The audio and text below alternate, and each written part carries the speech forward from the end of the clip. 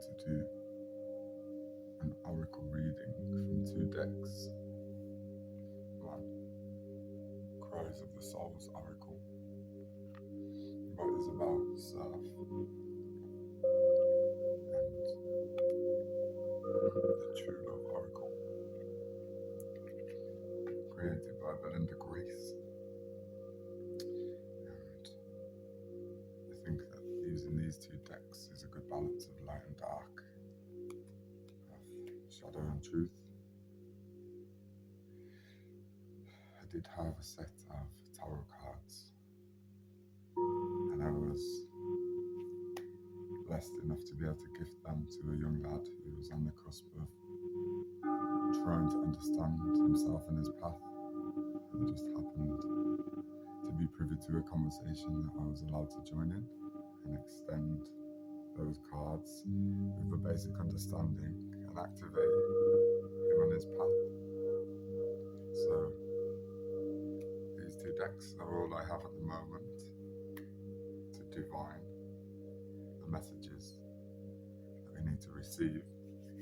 So over here, clear the space.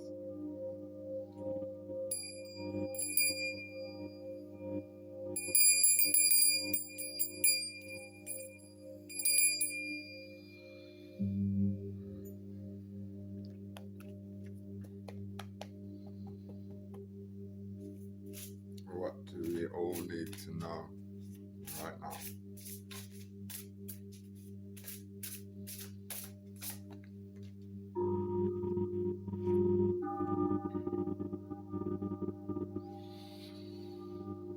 Fear of judgment and criticism.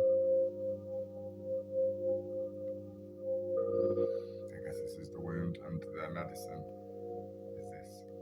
I look upon myself benevolently and tolerantly. It's number 34, which obviously reduces down to 7, which is number of completion, or God resting, looking upon his creation. Thus far. So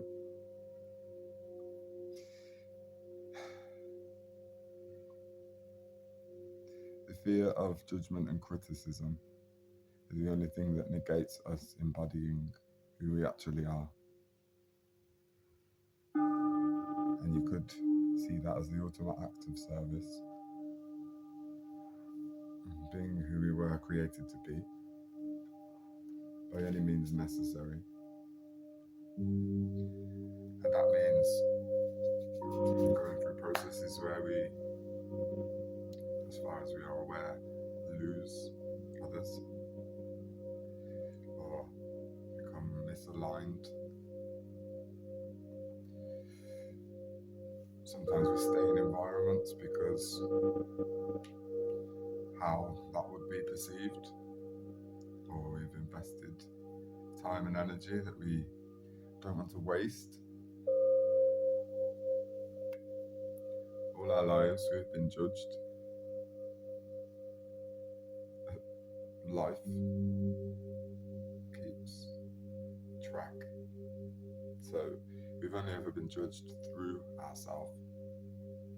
And the more critical we are with our self-talk, the more we will project an energetic match and experience judgment, criticism, which in the nth degree can equal murder. Humans fear what they don't understand, and that's the crux of it. We have to be willing to be largely misunderstood, because we're only here to understand ourselves, to know thyself. Confusion reigns in a land where everyone's trying to work everything and each other out.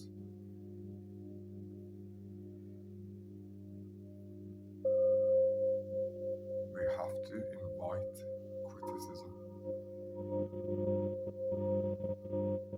Heaven is not just everyone agreeing with each other from my perspective, because that is a cult, and I would be the leader of that cult.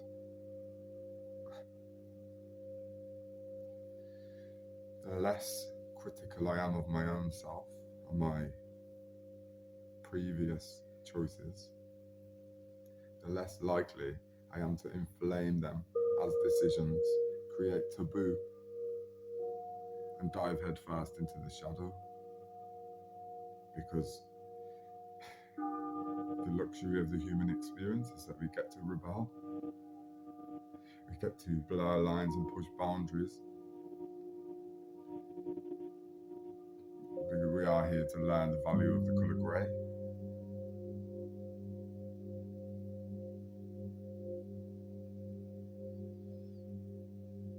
So as I understand, as I comprehend, that every action, every misstep was no such thing, because I was always walking forwards, recalibrating to true north. But then I let myself off the hook, and I can feel vindicated and redeemed. And therefore, I relax my strict boundaries of expectation where other humans are concerned. What anybody else does is none of my business, even if they try to make it my business. It's only when I say, yes, I will enter into energetic agreement with this particular concept which you have presented.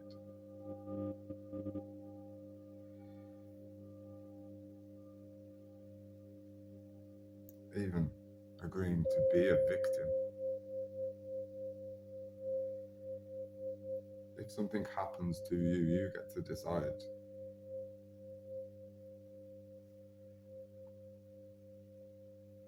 And frankly, when we come to understand that we are willingly and intentionally tending the garden, then we will never criticize ourselves ever again.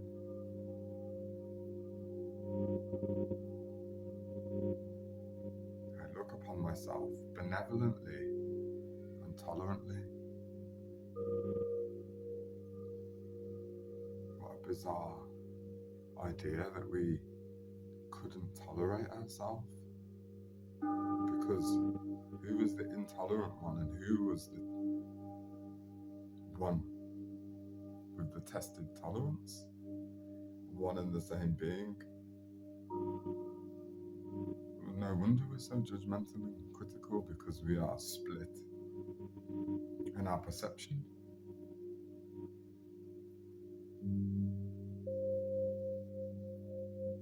Thinking we have a light side and a dark side. We are not twins.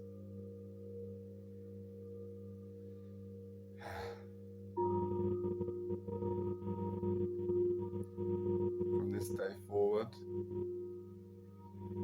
may we all adopt compassion as the first lens.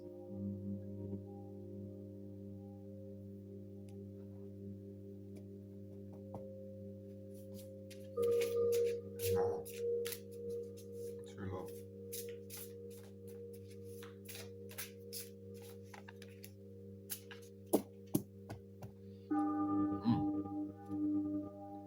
Well,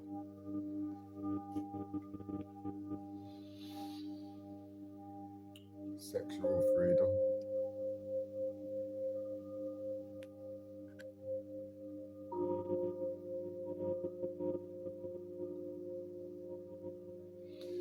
Which kind of speaks for itself, except it's not that simple, is it?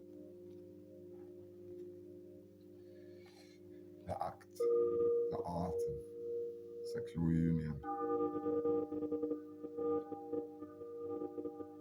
has been turned into something else entirely, which subsequently has stifled the consensus of creative expression in the collective and distorted our minds, hearts and souls. innocence and purity of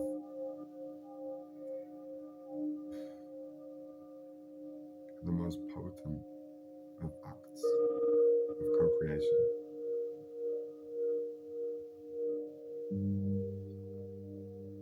Has been turned in society into some sick factory warehouse conveyor belt underworld, snatching souls and taking, at the very least, our attention and turning our virtues into memories.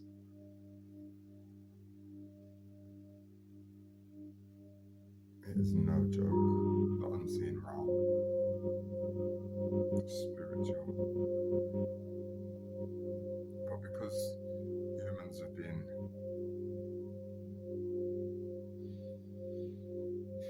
detuned from the eyes that see, the invisible world,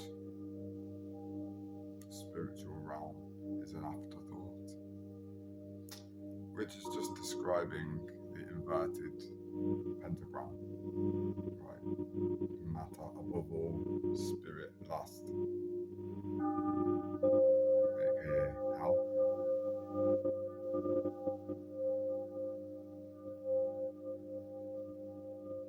And so, sex is a weapon. Children born in great violence, and perpetuating the violence, losing innocence and being adulterated, becoming impure and assimilated by a barrel of oil as a drop of water.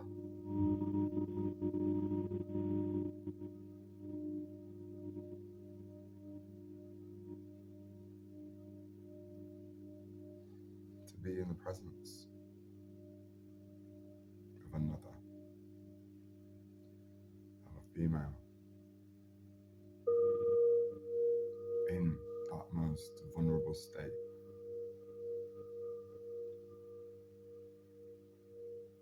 is the highest honor bestowed upon a male human. To be handed that much trust, given the ... Phoenix ash of the past.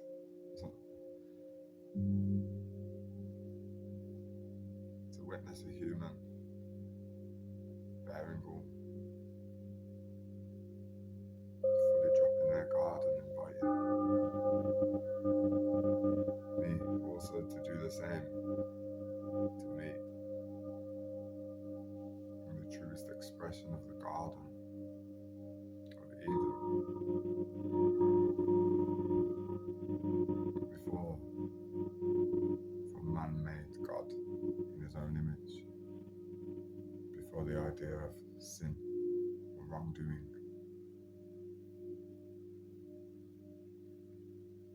before the flesh crawled and before lust had its grip.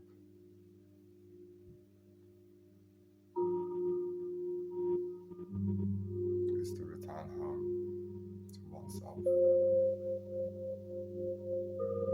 to merge in order to become one, which is what we are.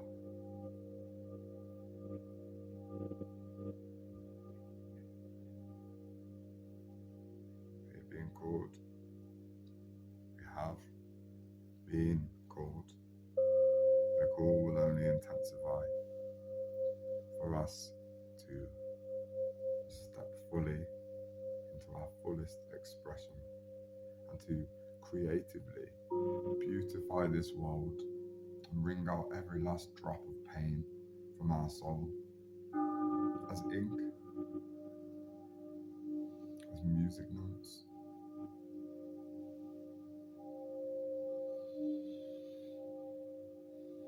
And to be liberated, not only sexually, That is the key.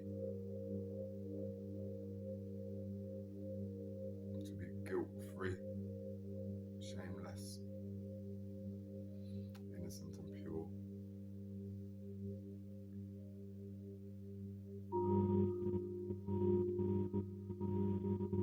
So that's what we needed to know. Thank you very much. I hope you enjoyed this episode. May you have a magical day. You may, and you will.